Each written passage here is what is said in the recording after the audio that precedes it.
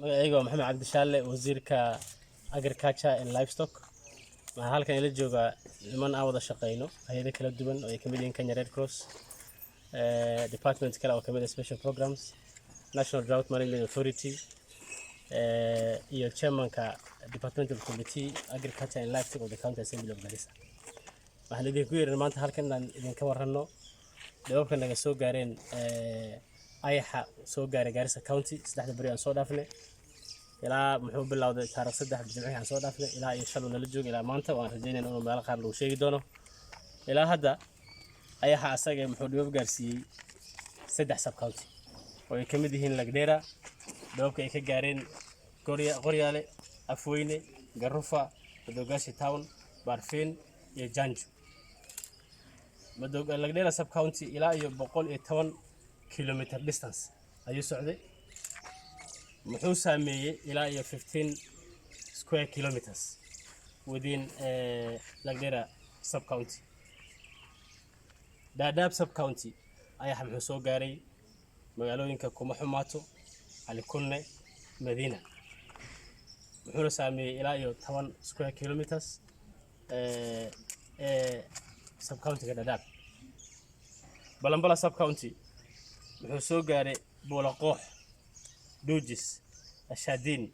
Wayama Jibril iyo Dugub maxaanan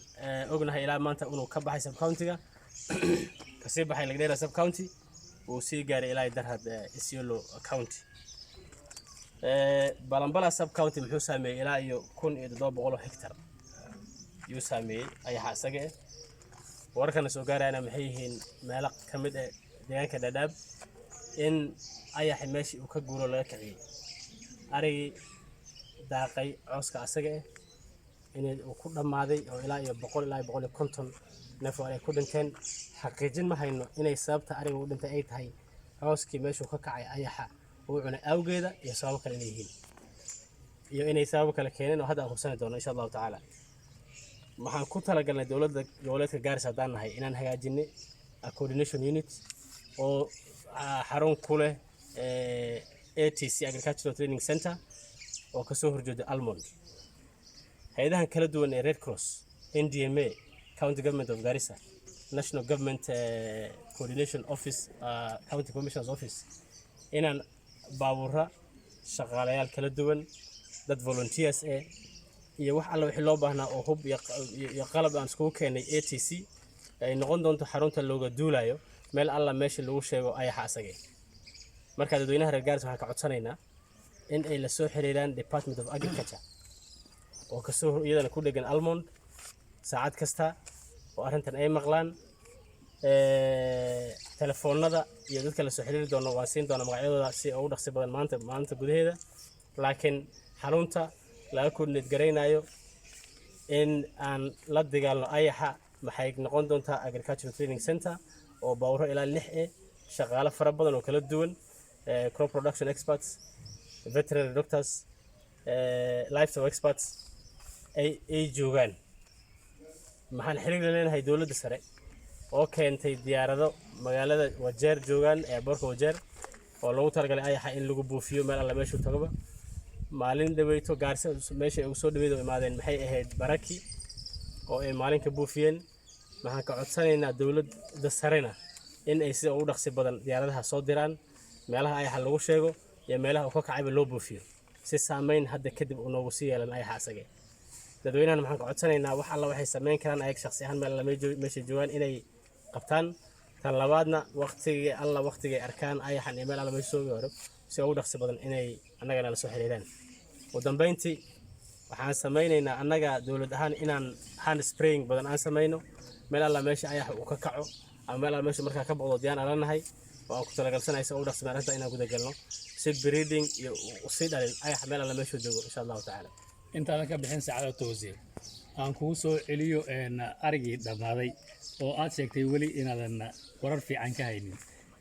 goobaha iyaga ah sprayga ma uu soo gaaray mise wali ma uusan soo gaarin maya meesha ayada spray ma soo gaarin